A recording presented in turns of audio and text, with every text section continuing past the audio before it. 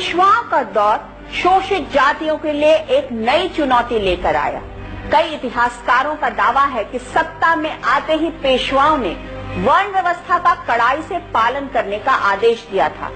शोषित जातियों के लिए मंदिरों, तालाब और शिक्षा के दरवाजे बंद कर दिए गए थे। यहाँ तक कि शोषित जातियों को रास्ते में चलने के समय थूकने के लिए गले में मटका बांधना पड़ता था। ऐसा कहा जाता है कि उस दौर में शोषित जातियों को कमर पर झाड़ू बांधना पड़ता था, जिससे जमीन पर बने उनके पैर के निशान मिट जाएं। उन्हें गांव के बाहर बेहद बुरी स्थिति में रहना पड़ता था। 1884 के बॉम्बे गैजेटियर में लिखा है कि शोषित जातियों को कुएं के पास से गुजरते समय इस बात का ध्यान रखना पड़ता था कि उनकी छाया कुएं पर न पड़े, इसलिए कुएं के आसपास उनको घुटनों के बल चलना पड़ता था। महामंत्रों का त्याग शूद्रों के लिए महापाप है। जान पानी बनाई के काम ना सके वो पानी लाए। ये सिर्फ तस्वीरें नहीं है, ये हमारे इतिहास का वो हिस्सा है जो आज भी हमारे देश की एक बड़ी आबादी को अंदर से झकझोरता है। कमर में झाड़ू, गले में हांडी और पैरों में घुंघरू। ये तस्वीरें 18वीं शताब्दी के पेशवा युग के शोषित जातियों की हालात को बयां करती हैं। इतिहासकारों के मुताबिक बौद्ध धर्म के आने से पहले स्मृति काल में जिस तरह से शोषितों पर अत्याचार हुए थे, ठीक उसी तरह से पेशवा युग में हो रहे थे।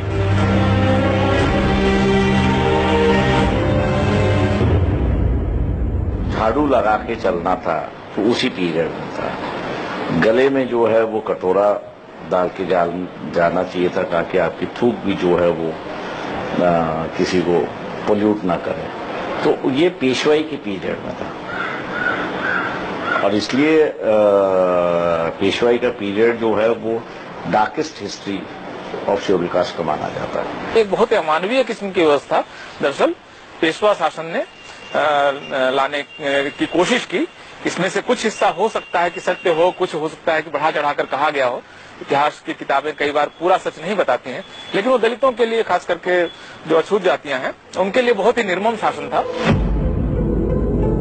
मराठा साम्राज्य में जब असली शक्तियां पेशवाओं के पास आ गईं, तो उन्होंने जाति व्यवस्था का बेहद कड़ाई से पालन किया। खासकर बाजीराव द्वितीय के समय तो शोषित जातियों पर अत्याचार सारी हदें पार कर गया था। जाने माने विदेशी इतिहासकार ओमेली ने लिखा है, 1783 में भरूच में एक मराठा घोषणा जारी की गई, जिसमें अस्पृश्य जातियों को सुबह 9 बजे के बाद अपने घरों से बाहर निकलने पर प्रतिबंध लगाया गया था, ताकि उच्च जाति के लोग उनकी वायु और स्पर्श से बच सके। परछाइयां भी जब जमीन पर पड़ती है तो उससे वो अपवित्र हो जाती है। ये इस तरह का अमानुष दुनिया के इतिहास में ऐसा कोई समाज नहीं है जहां इनको इतने बुरे पैमाने पर, इतने बुरे प्रकार से जिनके साथ बर्ताव किया गया। ये हुआ पेशवाई में, जो कि पुणे में स्थित है। इतिहास की किताबों में दर्ज है कि उस दौर में शोषित जातियों को प्रकृति से मिली जमीन और वायु पर भी अधिकार नहीं था। लेकिन प्रकृति का एक नियम और है, जब अत्याचार बढ़ता है तो उसका अंत भी होता है। पेशवा युग में शोषित जातियों पर अत्याचार बढ़ते जा रहे थे, लेकिन अंग्रेजों के आने के बाद हालात बदलने लगे। सन 1800 के आसपास अंग्रेजों ने अपनी सेना में शोषित जातियों को जगह दी, जिसमें से एक थी महार रेजिमेंट। 1 जनवरी 1818 को अंग्रेजों और बाजीराव पेशवा द्वितीय के बीच भीमा नदी के किनारे कोरेगांव में एक जबरदस्त युद्ध हुआ। इतिहासकारों के मुताबिक इस युद्ध में ब्रिटिश सैनिकों के साथ 500 महार सैनिक थे। इन महार सैनिकों ने पेशवा के 25,000 सैनिकों वाली फौज को चारों खाने चित्त कर दिया। पेशवा ने अंग्रेजों की अधीनता स्वीकार कर ली। इस लड़ाई में 22 महार सैनिक मारे गए, जिनकी याद में अंग्रेजों ने भीमा कोरेगांव में एक विजय स्तंभ खड़ा किया। इन वीर महार सैनिकों के लिए सम्मान प्रकट करने के लिए बाबा साहब अंबेडकर हमेशा 1 जनवरी को भीमा कोरेगांव जाया करते थे। बाबा साहब शोषित जातियों में स्वाभिमान पैदा करना चाहते थे, इसलिए उन्होंने इस लड़ाई और जीत को एक प्रतीक बनाया। लेकिन हाल ही में भीमा कोरेगांव युद्ध की बरसी पर जो हुआ, उसने देश की सियासत में एक बार फिर भूचाल ला दिया।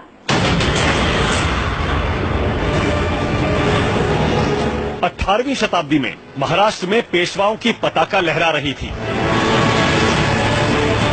लेकिन उसे चुनौती देने के लिए एक शक्ति और तैयार हो चुकी थी,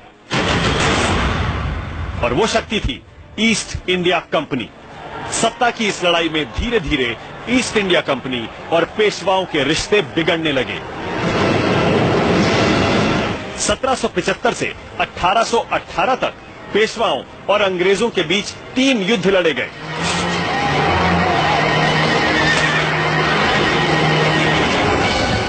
लेकिन इनमें सबसे निर्णायक था तीसरा युद्ध।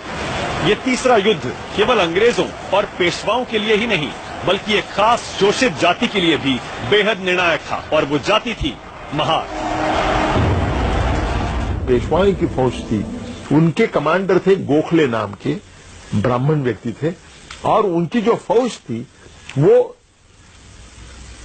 बहुत बड़ी फौज थी, 25,000 लोगों की फौज थी, 25,000। और अंग्रेजों की फौज जो वहां थी उसमें ज्यादातर दलित लोग थे, और वो भी जिस जात के डॉक्टर बाबा साहब अम्बेडकर जिस जात से आते थे उस महार कम्युनिटी के ज्यादातर लोग थे, और सारे लोग कुल मिला के 500 लोग। जो लोग बहुत दबे कुचले थे, बहुत दमित थे, बहुत दबाए गए थे, सताए गए थे, जिनको आदमी होने का हक ही नहीं दिया गया था, उससे आप ये कल्पना करें कि वो आजादी की लड़ाई लड़े, तो वो आजादी की लड़ाई के बाद भी तो आखिर पेशवा का ही राज उसको झेलना था। तो उन्होंने वहां विद्रोह कर दिया, मानवीय गरिमा के लिए विद्रोह कर दिया। पहले मराठा शासक महान वीर शिवाजी महारों को अपनी सेना में पूरी उदारता के साथ भर्ती करते थे, लेकिन पेशवाओं के शासनकाल में यह स्थिति पूरी तरह पलट गई। महार एक लड़ाका जाति थी। उसकी इस खूबी को पहचान कर अंग्रेजों ने उन्हें अपनी सेना में जगह दी। देखिए, ऐसा है कि यहां आपको अंग्रेजों का रोल क्या है ये देखना पड़ेगा, क्योंकि दलितों को शिक्षा नहीं मिलती थी, दलितों को नौकरियां नहीं मिलती थी, तो दलितों के लिए और क्या चारा था। तो उन्होंने बड़े पैमाने पर वो मिलिट्री में भर्ती हो गए। 1 जनवरी 1818 शोषित जातियों के इतिहास का एक महत्वपूर्ण दिन। ये वो दिन था जब भीमा कोरेगांव में पेशवा बाजीराव द्वितीय और अंग्रेजों की सेना आमने सामने थी। अंग्रेजों की सेना में शोषित समाज के महार थे, लेकिन इनकी संख्या सिर्फ 500 थी, और सामने पेशवा की 25,000 की फौज थी। भयंकर युद्ध हुआ। महारों की जबरदस्त वीरता के सामने पेशवा की सेना हवा हो गई।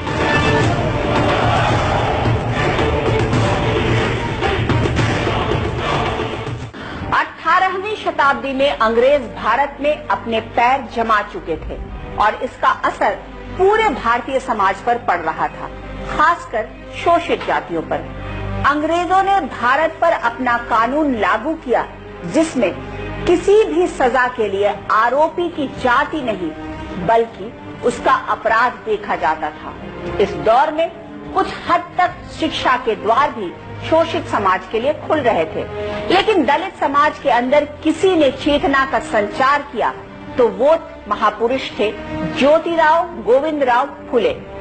पुणे के रहने वाले ज्योतिबा फुले वो पहले शख्स थे जिन्होंने शोषित जातियों को आगे बढ़ाने के लिए उन्हें शिक्षित करने पर जोर दिया। अगर शूद्र बच्चे पढ़ेंगे लिखेंगे तो इंसान की जिंदगी वो जिएंगे।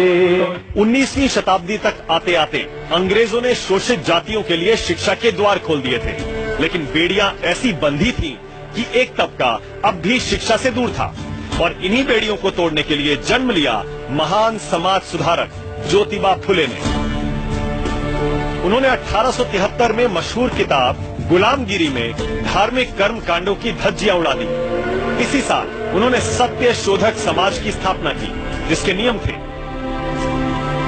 भक्त और भगवान के बीच किसी बिचौलिए की कोई आवश्यकता नहीं, बिचौलियों द्वारा लादी गई धार्मिक दास्ता को नष्ट करना, सभी जातियों के स्त्री पुरुषों को शिक्षा उपलब्ध कराना। जाति अंत का एक के लिए संघर्ष किया और उसके लिए उन्होंने सार्वजनिक सत्य धर्म नाम के एक धर्म की प्रतिष्ठापना की, जो कि कोई जाति भेद नहीं करता था और सबको साथ में रखे। ज्योतिबा फुले की प्रेरणा से उनकी पत्नी सावित्रीबाई फुले ने समाज के लिए वो क्रांति की जिसकी कल्पना उस दौर में कोई नहीं कर सकता था। उन्होंने लड़कियों के लिए भारत का पहला स्कूल खोला और भारत की पहली महिला शिक्षक बनी। लेकिन इस राह में उन्होंने कई कठिनाइयां भी झेली। गणपति का ग।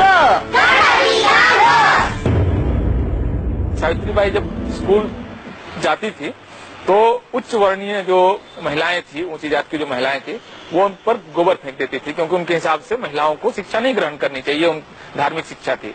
तो सावित्रीबाई फुले एक अलग से बैग लेकर जाती थी स्कूल और वहां जाकर वो साड़ी चेंज करती थी और बच्चियों को पढ़ाती थी। और दिलचस्प बात यह है कि उन्होंने स्कूल सिर्फ अछूत या पिछड़े लड़कियों के लिए नहीं खोला था, उनके स्कूल में ब्राह्मण लड़कियां ही पढ़ती थी। तो जाति को चैलेंज करते हुए भी सावित्रीबाई फुले या ज्योतिबा फुले जातिवादी नहीं थे।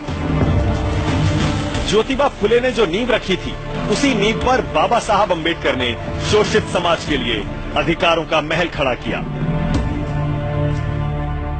सामाजिक आंदोलनों के साथ साथ उस दौर में देश में राजनीतिक चेतना भी हिलोरे मार रही थी। देश आजादी पाने के लिए संघर्ष की राह पर चल निकला था और इसी स्वाधीनता संग्राम में शोषित जातियां भी अपनी दोहरी गुलामी से परेशान होकर एक नई राह की तलाश में थी और उन्हें ये नई राह दिखाई डॉक्टर बाबा साहब भीमराव अंबेडकर ने। सदियों से दबे कुचले समाज की तकदीर बाबा साहब ने कैसे बदली, ये हम आपको बताएंगे हमारी इस स्पेशल सीरीज शोषित के अगले एपिसोड में।